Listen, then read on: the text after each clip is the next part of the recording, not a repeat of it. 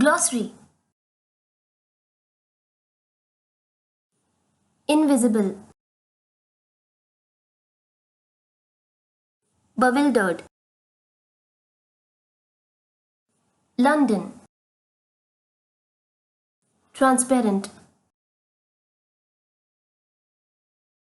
Footprint. Scientist. Drug. Hello everyone.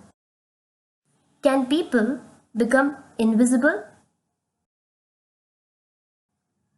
How do you think people can be invisible? What do you think happens to our body when we become invisible?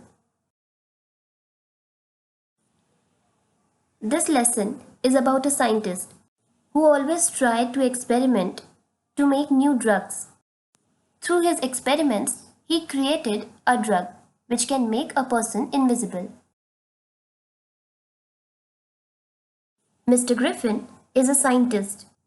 Wearing his lab coat and glasses on, he would do different kinds of experiments using his lab equipments and chemicals in his science lab. He has advanced knowledge of science who always try to experiment to find new solutions. Mr. Griffin is also not a very honest man. He is ill-tempered. When he meets a person and have a talk and he mocks him, he immediately becomes angry. Mr. Griffin is a mischievous person. He will get into weird situations and then save himself by not accepting his own mistakes. He wanted to create a kind of drug which can make a person invisible. And after a long time of experiments, he created that drug. Mr. Griffin drank the drug and became invisible. He saw himself in a mirror, which made him very surprised, but he was also very happy. After doing lots of experiments, he created that drug, to which he was so glad. He will be visible in clothes and can easily be caught by the people. But if he is naked, then people can't see him. Mr. Griffin was roaming in the streets of London invisible, and he was enjoying this new freedom. He happened to walk in some mud and left footprints as he walked. A few children noticed his footprints. They were curious to know that where the footprints came from, as they could not see the person who was making the footprints. They found this strange and they kept following the footprints. After some time, when the muddy path ended, the children could not see his footprints anymore, and eventually they left the track. He kept roaming here and there without the clothes, and he was shivering with cold. He walked in a bitterly cold weather, and then he found a mall. He waited to enter the mall because there were people inside. He made a plan to get inside the mall in the night when it will be empty. He then quietly entered into the mall when the doors were shut down. Griffin was able to give himself the pleasure of nice clothing. He quickly grabbed an overcoat, a scarf, and a wide-brimmed hat. He became a fully dressed and visible person. He was starving. And then he found some good food to eat in the mall. He took everything and began to eat. He littered everywhere. After a very scrumptious dinner, he felt sleepy.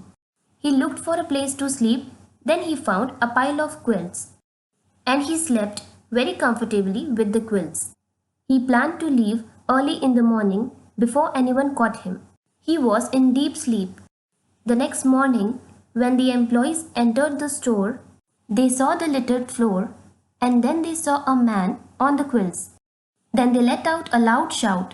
Hearing this, Mr. Griffin jumped out of the cozy bed and made a dash for the doors. The clothes were making it difficult for him to hide from people, so finally he had to remove his clothes and he escaped. Once again, he was cold and uncomfortable. He was walking and then he saw a theatrical company. It was a place where he'll get false ears, hat, mask and other theatrical things which are not real. He then decided to try the stock of that company.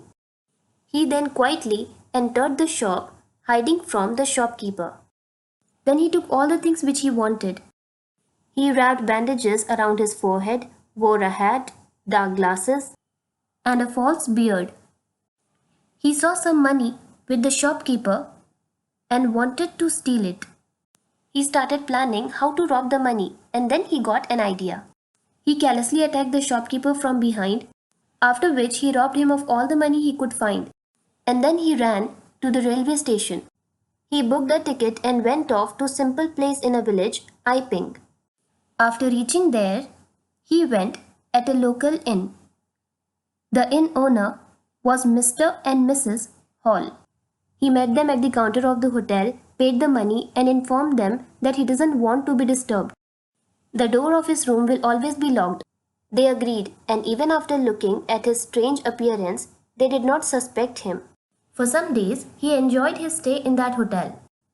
However, he was running out of the money, and he was forced to pay the money if he wanted to stay more. He pretended that he'll pay the money very soon. He began to think how to get the money to pay them, otherwise he will be kicked out. He then decided to steal the money again from the house of a clergyman, which was next to the hotel.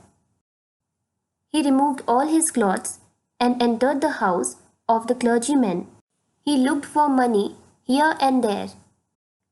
The clergyman and his wife heard some noise from the other room and suspected that there is someone. They went to check the room and saw that the room was empty. They heard the noises, but there was not a sign of anybody. When the clergyman's wife opened the drawer, the money was missing. She told her husband about the stolen money. Then clergyman immediately called the police.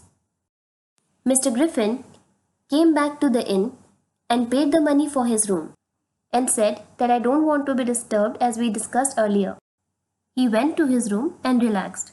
Next morning, Mr. and Mrs. Hall went on round to check the maintenance and cleaning of their hotel rooms. They walked outside the room of Mr. Griffin and noticed that the room is wide open. Then both Mr. and Mrs. Hall went to check the room. When they entered the room, they saw his coat, bandages, and other things lying on the bed. As soon as Griffin came and saw them, he threw the chair towards them. Out of fear, they ran away.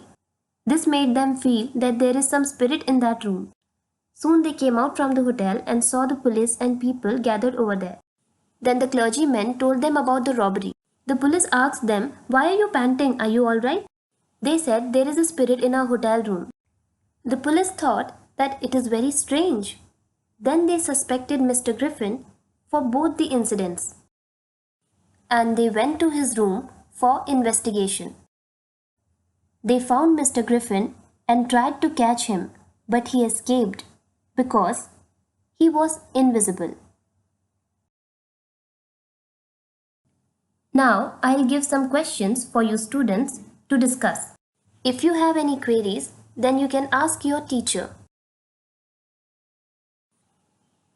Question 1. In the story, what was the name of the scientist? Question 2.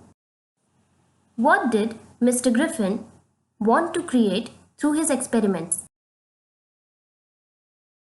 Question 3. Why were Mr. and Mrs. Hall frightened?